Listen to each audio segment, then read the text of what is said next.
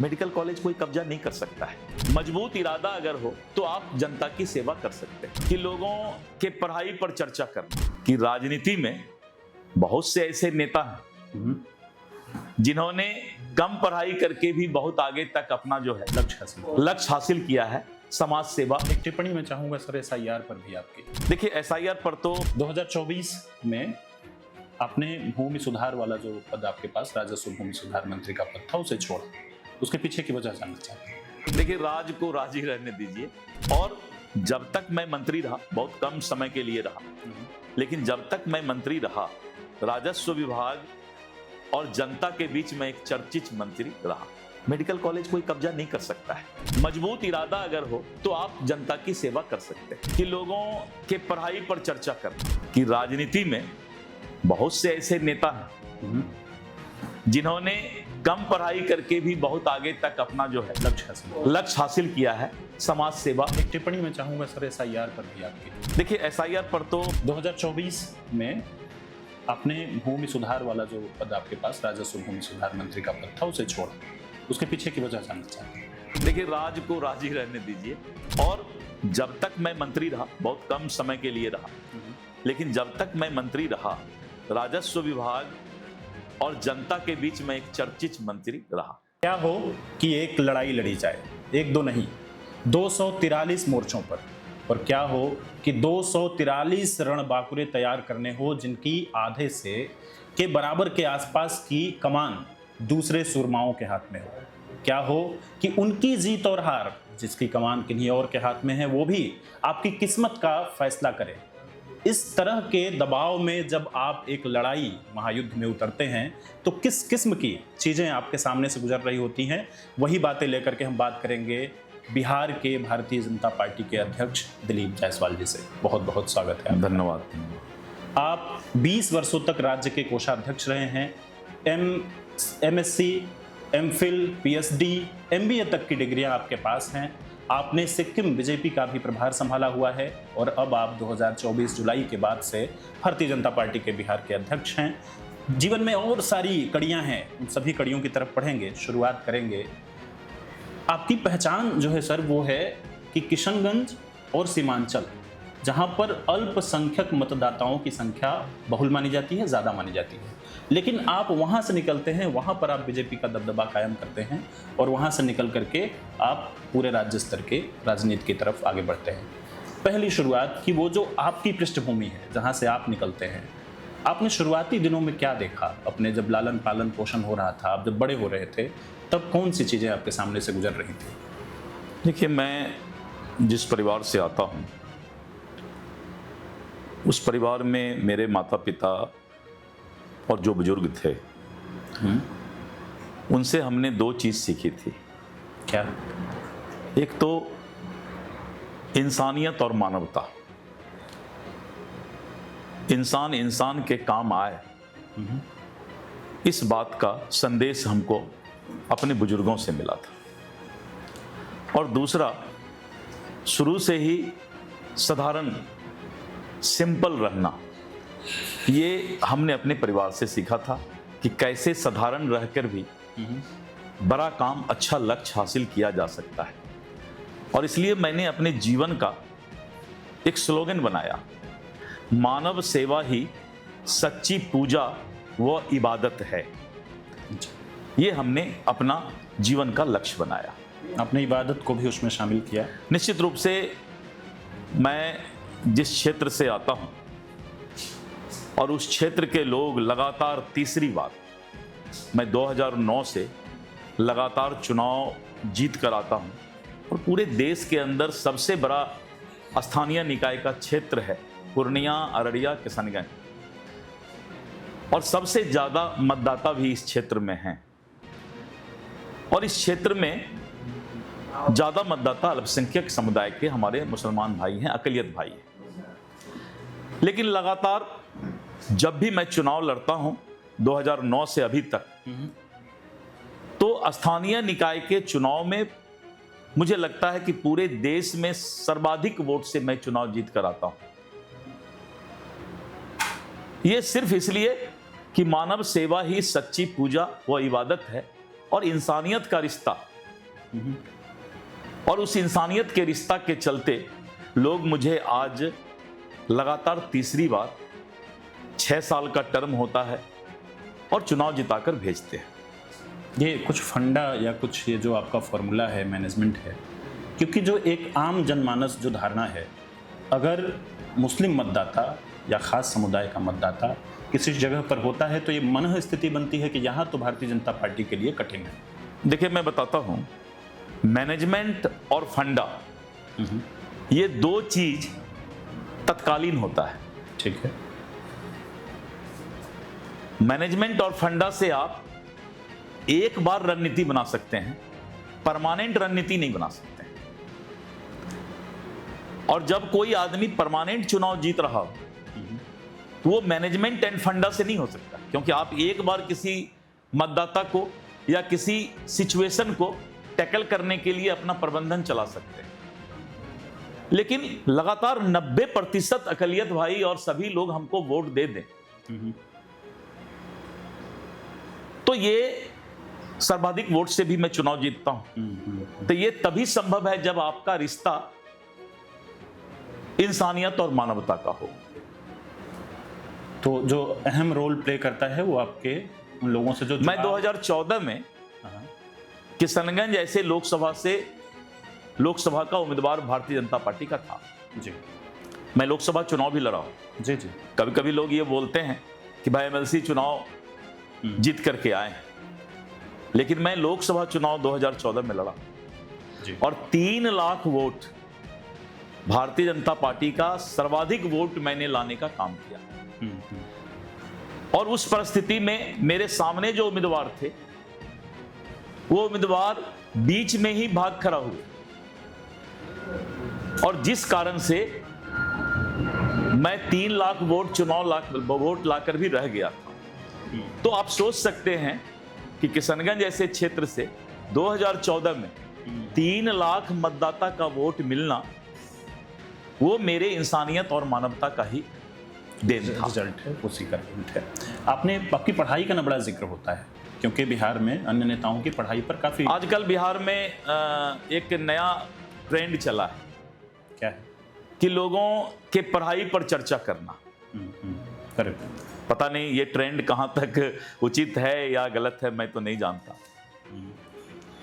लेकिन जो अपनी पढ़ाई किए हैं वो अपने पढ़ाई के अनुसार आगे बढ़ रहे हैं।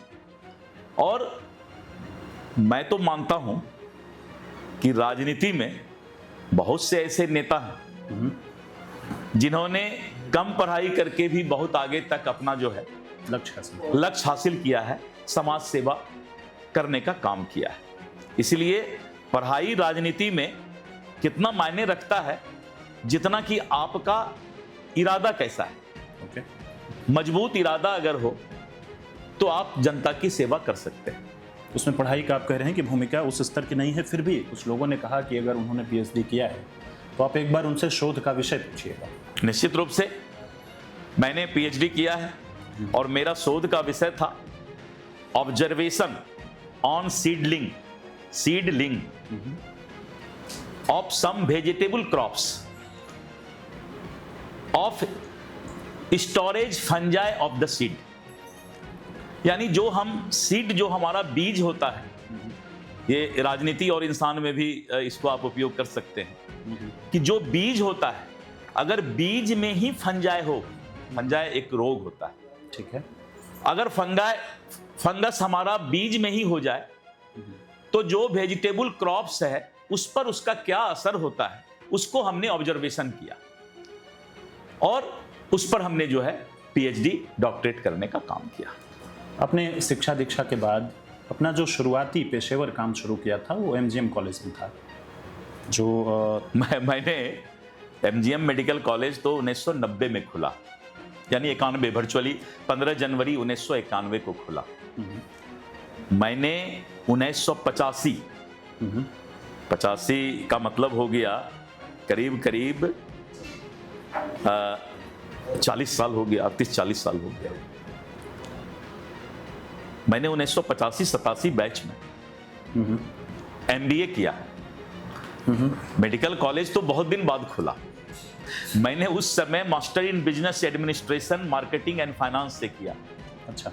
जिस समय लोग एमबीए एक मायने रखता था कि MBA, master in business administration, marketing and finance से 1985-87 में करना। मैंने तो सर 2010, 12, 15 तक भी रखा है। नहीं, मैं तो कहता हूं कि आज से 40 साल पहले की बात। उस वक्त तो बहुत बड़ी बात थी। उस समय एमबीए करना और एमबीए करने का इरादा रखना, वो भी एक बहुत बड़ी बात है। एमबीए करना ठीक है, लेकिन 1985-87 में जो इंसान मास्टर इन बिजनेस एडमिनिस्ट्रेशन किया हो, वो इंसान जो है 1990-91 में मेडिकल कॉलेज में आया है। तो हमारा तो बहुत पुराना जो है एक हाईएस्ट डिग्री रहा है एमबीए, जिसको कि आज भी लोग प्रेस्टीज की डिग्री मानते हैं। राइट। अब पता नहीं आप लोग कितना मानते हैं, मैं नहीं जानता, लेकिन एक प्रेस्टीज की डिग्री आज भी लोग मानते हैं। अच्छे कॉलेजेस से तो अभी भी सबसे ज्यादा पैकेज देने वालों में से निश्चित रूप से। आपके शुरुआती पेशेवर काम का जिक्र मैं कर रहा हूं। तो मैं वही बोल रहा हूं कि जो आदमी 1985 में एमबीए की 85-87 में एमबीए किया हो, वो निश्चित रूप से अपने कैरियर की शुरुआत एक प्रबंधन के रूप में किया होगा, क्योंकि MBA master in business administration, right, तो निश्चित रूप से वो प्रबंधन का एक्सपर्ट होगा। ठीक बात है। आपने वेयर हाउसेस पे काम किया है और आप उसमें चेयरमैन भी रहे। मैं 2005 में स्टेट वेयर हाउसिंग कॉर्पोरेशन का मैं चेयरमैन बना था। 5 से 8 मैं चेयरमैन रहा, और जो वेयर हाउसिंग कॉर्पोरेशन घाटे में चल रहा था, 2008 तक हमने उस वेयर हाउसिंग कॉर्पोरेशन को, बिहार एंड झारखंड दोनों जगह का मैं था, और एक सुदृढ़ करने का वेयर हाउस को काम किया। और इसीलिए सरकार ने मुझे फिर दूसरा टर्म भी वेयर हाउसिंग कॉर्पोरेशन का चेयरमैन बनाया था। थोड़ा सा डिफाइन करेंगे क्या काम रहता था? नहीं, वेयर हाउसिंग कॉर्पोरेशन जो वेयर हाउस होता है, उस वेयर हाउस का काम करती है। सरकार का जो स्टोरेज होता है फूड ग्रेन्स का, उसके लिए वेयर हाउस काम करती है। बिहार में क्या स्थिति है फूड ग्रेन्स की अभी? मैं अभी तो बता नहीं सकता हूं, मैं तो 2005, 8 और 8-11 में था। उस समय वेयर हाउस कॉर्पोरेशन जो है पूरे बिहार के अंदर डिफरेंट डिस्ट्रिक्ट हेडक्वार्टर में गोदाम बनाने का काम करता था, और गोदाम में जो है जितने भी हमारे फर्टिलाइजर और फूड ग्रेन्स होते थे, उसको स्टोरेज करने का काम। उसके बाद आप राज्य कोषाध्यक्ष भारतीय जनता पार्टी पार्टी में तो लोग जब पार्टी में काम करते हैं तो उनको पद मिलता ही है। 20 वर्ष लंबा समय होता है। मैं इसको और जोड़ता हूं कि 20 वर्ष तो नहीं रहा, लेकिन हमें लगता है कि 15-16 वर्ष में रहा हूं। 16 साल मुझे याद नहीं है। चर्चा 20 वर्ष की बात। हाँ, बोलते हैं लोग। दरअसल उसमें होता यह है कि जब दिलीप जायसवाल लोग बोलते हैं तो कहते हैं कि अच्छा हाँ होंगे, मतलब लोग ना तुरंत से पकड़ में आ जाने वाले नेता वाली छवि आपने बनाने की बजाय आपने पर्दे के पीछे रह के लंबे समय तक 16 वर्ष की लंबी। ऐसी बात नहीं है। जब कोषाध्यक्ष पद जो होता है, कई सारे लोग उससे परिचित नहीं है। लोग समझते हैं कि अध्यक्ष का पद का काम क्या है, संगठन का निर्माण करना, और कई सारे जो आम जनता है कोषाध्यक्ष वाले पद पे वो थोड़ा सा ब्लैंक रहती है। थोड़ा सा मैं जानना चाहता हूँ आपसे, जो आम जनता है उसको बताएं कि पार्टी में कोषाध्यक्ष का। मैं सिर्फ कोषाध्यक्ष नहीं था, मैं चुना हुआ जनप्रतिनिधि था। पार्टी में पद होता है, कोई प्रदेश मंत्री बनते हैं, कोई प्रदेश कोषाध्यक्ष बनते हैं, कोई प्रदेश महामंत्री बनते हैं, कोई प्रदेश उपाध्यक्ष बनते हैं, लेकिन मैं जनप्रतिनिधि था। 2024 में आपने भूमि सुधार वाला जो पद आपके पास, राजस्व भूमि सुधार मंत्री का पद था, उसे छोड़ा। उसके पीछे की वजह जानना चाहते हैं। मैंने विधानसभा में कहा था कि एक ईमानदार मंत्री राजस्व विभाग में जो 100 वर्ष से सर्वे का काम नहीं हुआ था, उस सर्वे के काम को हमारे टेन्योर में हम लोगों ने शुरुआत कराया था। और जब तक मैं मंत्री रहा, बहुत कम समय के लिए रहा, लेकिन जब तक मैं मंत्री रहा, राजस्व विभाग और जनता के बीच में एक चर्चित मंत्री रहा। अब किसी को अगर अच्छा लगा हो तो ठीक है, किसी को खराब लगा हो तो मैं कह नहीं सकता, लेकिन एक ईमानदार मंत्री और एक ईमानदार छवि के साथ काम करने वाला मंत्री के रूप में बिहार के लोग राजस्व मंत्री को जानते थे, लेकिन बहुत कम टेन्योर था। जी, तो बीजेपी में एक नीति है, एक व्यक्ति एक पद, क्या उसके आसपास की बात थी? मैंने उसको माना। मैं चाहता तो कुछ दिन और उस पद को रख सकता था। पार्टी ने कभी हमें इसके लिए नहीं कहा कि आप मंत्री पद से तुरंत रिजाइन कर दीजिए, लेकिन मैंने उस वसूल को माना और हमने एक व्यक्ति एक पद और बीजेपी के प्रदेश अध्यक्ष के रूप में काम करने का हमने फैसला लिया कि पार्टी जो दायित्व दे रही है हम उसको निभाएंगे। तो उसके आसपास ही आपने अपना पद छोड़ा। एक सवाल आपके उस बयान से उभरता है, जब आपने एसआईटी को स्थापित करने के लिए कहा, जब अवैध हथियारों, कथित तौर पे अवैध हथियारों को लेकर के बात हो रही थी, बड़ा चर्चा हुई आपके उस बयान की, उसके बारे में लोग अभी भी रुचि रखते हैं? नहीं, मैंने सीधा कहा था कि कोई भी अपराधी जी अवैध हथियार का उपयोग करता है और पुलिस और प्रशासन के ऊपर जो है चुनौती बनता है, तो निश्चित रूप से पुलिस को और कानून को उस वैसे अपराधी पर कार्रवाई करना चाहिए।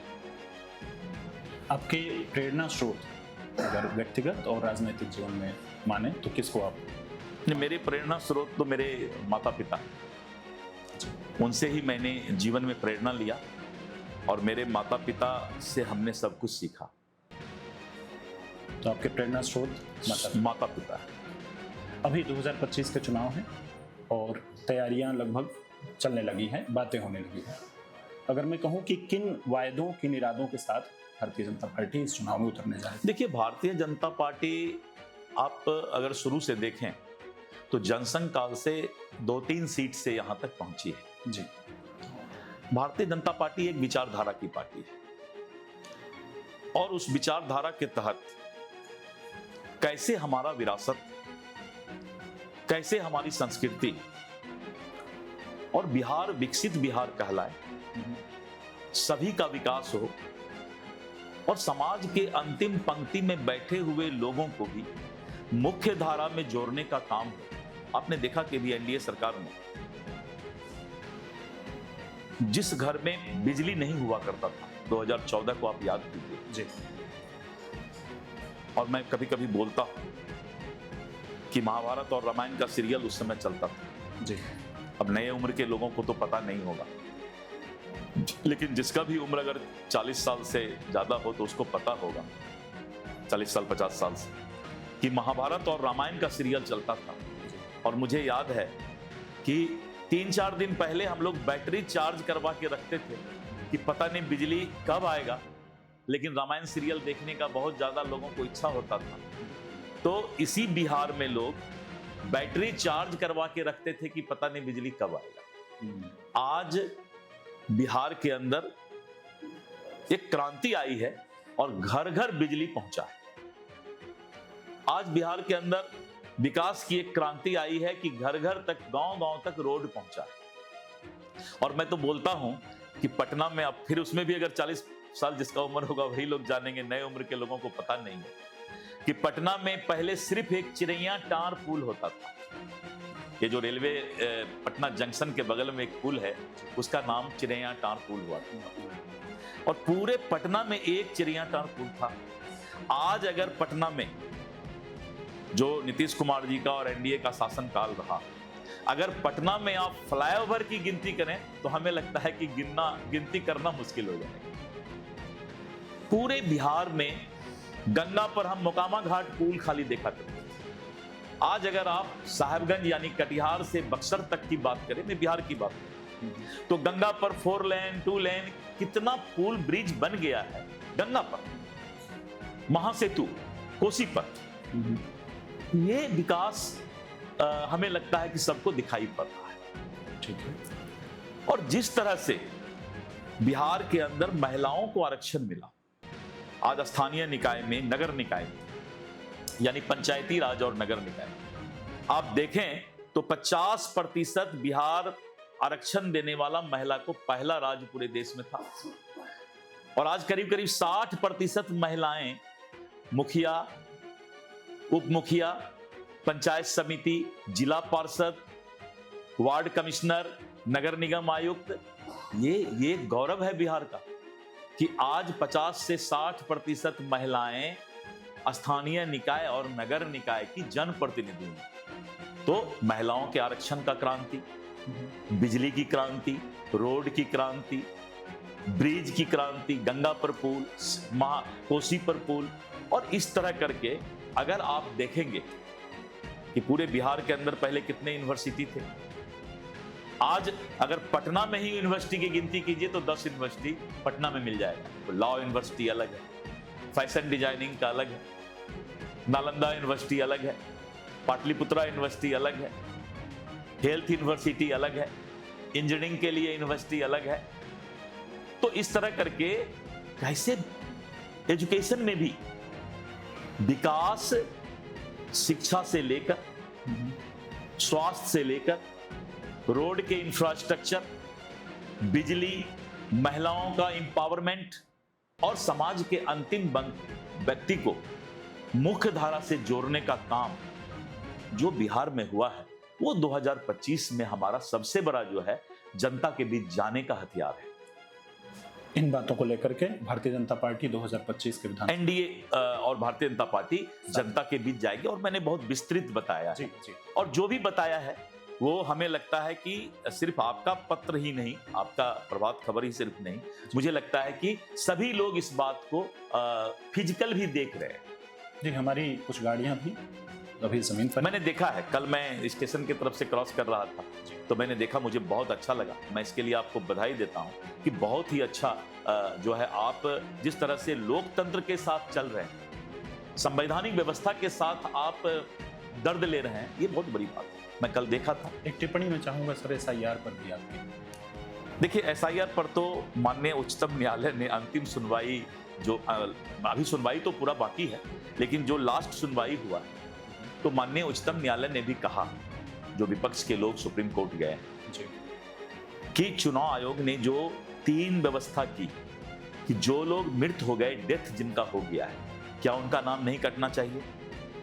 जो लोग 2 जगह से मतदाता हैं, क्या उनका एक जगह से नाम नहीं कटना चाहिए?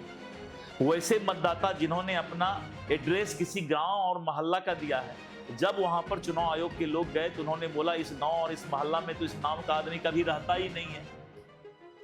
तब माननीय उच्चतम न्यायालय ने गुस्से में ही कहिए, उन्होंने कहा विपक्ष के लोगों को कि कोई जिंदा आदमी 10 पकड़ के ले आओ जिसको कि चुनाव आयोग ने मौका नहीं दिया मतदाता बनने का।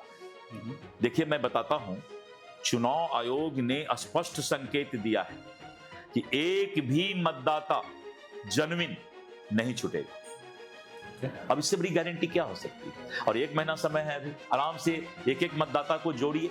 विरोध क्यों? अब विरोध का तो कोई सीमा नहीं है, लेकिन जो व्यक्ति मृत हो गया है उसका नाम हटना चाहिए। एक मतदाता अगर 2 जगह से वोटर है तो उसका नाम हटना चाहिए। जिस मतदाता ने गलत एड्रेस दिया है और उसका कोई गांव के लोग मोहल्ला के नाम जानते तक नहीं है, उसका नाम हटना चाहिए। और मुझे लगता है कि माननीय उच्चतम न्यायालय भी अब इस बात से सहमत हो गई। जो प्रवासी बिहारी हैं, जो दूसरे जगह में रहते हैं, आपने एक ऐप भी लॉन्च किया उनके लिए, भारतीय जनता पार्टी ने कुछ समय पहले। उनके लिए जो दूर रहते हैं बिहार से और बिहार के नागरिक हैं, यहाँ पे आकर वोट देना चाहते हैं। नहीं, प्रवासी जो भी हैं, अगर यहाँ के मतदाता हैं, अगर यहाँ के मतदाता हैं, तब निश्चित रूप से उस मतदाता की चिंता हम बिहार के लोग करेंगे। एक आखिर में टिप्पणी चाहता हूं कि जो विपक्षी पार्टियां हैं, कई दावे हैं, आप पर व्यक्तिगत आरोप हैं, विपक्ष और साथ साथ में एक नई उभरी हुई पार्टी है, उसका कुछ कहेंगे उन लोगों को आप? नहीं, देखिए, मैंने स्पष्ट तौर पे कह दिया है कि मैं इन सब चीजों से, जैसे कि एक बात आई कि मैंने मेडिकल कॉलेज कब्जा कर लिया है। मेडिकल कॉलेज कोई कब्जा नहीं कर सकता है, क्योंकि वो पब्लिक ट्रस्ट है। वहां ट्रस्टी होते हैं, वहां एक संवैधानिक व्यवस्था है, प्रत्येक साल 1/3 ट्रस्टी रिटायर कर जाते हैं। तो अगर कोई ट्रस्टी बनता भी है तो वो तो 3 साल के लिए, कोई वहां परमानेंट मालिक नहीं बन सकता। और दिलीप जायसवाल तो वहां का मालिक है ही नहीं। इसलिए बहुत सारी बातें हैं, राजनीति में चलता है, आरोप प्रत्यारोप राजनीति में चलता है, लेकिन सच्चाई यही है कि उस मेडिकल कॉलेज को खून पसीना से मैंने सींच करके और ट्रस्टी के सहयोग से आज मेडिकल कॉलेज, पूरे देश में उसका नाम है। जी, आखिर सवाल, इसके बाद हम अपना इंटरव्यू समाप्त करेंगे कि जो आपके साथ गठबंधन में पार्टियां हैं, कई बार उनके तेवर भी इस तरह से दिखाई देते हैं कि वे अभी कई बार मुकेश सहनी जी का नाम आपने सुना, चिराग पासवान जी की बात आपने सुनी, बस एक टिप्पणी सुनना चाहते हैं कि देखिए, राज को राज ही रहने दीजिए। आपने ये अंतिम सवाल पूछ रहे हैं, तो राजनीति जो है संभावनाओं का खेल है, और एनडीए के प्रति जब से हमने 125 यूनिट बिजली फ्री किया, जब से हमने सामाजिक सुरक्षा पेंशन 400 से 1100 किया, आपने पहले भी कुछ राज्य में देखा होगा कि बिजली यूनिट 200 फ्री कर दिए, हाँ। लेकिन अगर 201 आ गया तो उसको पूरा पैसा देना पड़ेगा। हाँ, ऐसी नीतियां रही। लेकिन हमारे यहाँ क्या है कि 125 यूनिट अगर बिजली फ्री है और किसी का 126 आ जाता है तो उसको सिर्फ 1 यूनिट का ही पैसा देना। ये बिहार पहला राज्य है जो इस तरह का गारंटेड 125 यूनिट बिजली फ्री किया है, और करीब करीब 1.5 करोड़ लोग जो है इसका अभी जो बिजली बिल आएगा उसका जीरो आएगा। तो हम सच्चे दिल से इसको किए, कोई दुकानदारी और कोई प्रोफेशनल ये से हमने नहीं किया है इसको, कि प्रोफेशनल तरीके से हमने नहीं किया। ये गरीब लोगों को छूट मिले, और आपने देखा अभी आंगनवाड़ी सेविका 3 गुना, 1000 से 3000, और आपने देखा अभी जो हमारे आशा बहनें हैं उसका सीधे 2 गुना हो गया। जीविका दीदी हैं, आरक्षण मिला, विकास हुआ। अब जनता इसके बाद अगर कोई भ्रमजाल में फंसेगी, ऐसा संभव नहीं। मुझे तो पूरा विश्वास है बिहार की जनता पर कि विपक्ष के भ्रमजाल में जनता फंसने वाली। धन्यवाद। आपका बहुत बहुत शुक्रिया। आप दिलीप जायसवाल, भारतीय जनता पार्टी बिहार के अध्यक्ष हैं। आपने बड़े हिसाबगोई से अपने शुरुआती दिनों से लेकर के और जो हालिया आरोप लगाए जा रहे थे उन पर भी बहुत स्पष्टता से अपनी बात रखी। हम उम्मीद करते हैं कि आप इस पूरे इंटरव्यू को देखने के बाद अपनी राय हमें कमेंट बॉक्स में ज़रूर देंगे, ताकि हम आगे भी संवाद का स्तर जारी रखें, ताकि लोग क्या कह रहे हैं उसके बारे में भी बातचीत हो। साथ में हमारी प्रभात खबर की इलेक्शन एक्सप्रेस सभी 243 विधानसभाओं में उतर रही है, आप तक आ रही है। आप उनसे मिलें, जहां जहां भी हम अखबार के माध्यम से उसकी सूचना दे रहे हैं, आप वहां पहुंचे, चौपाल में पहुंचे और अपनी बातों को रखें, ताकि आपकी बात को लोगों तक, सब लोगों तक जो नीति नियंता है उन तक पहुंचाने में मदद हो। बहुत बहुत शुक्रिया। प्रभातखबर.com, विश्वास वही, रफ्तार नहीं।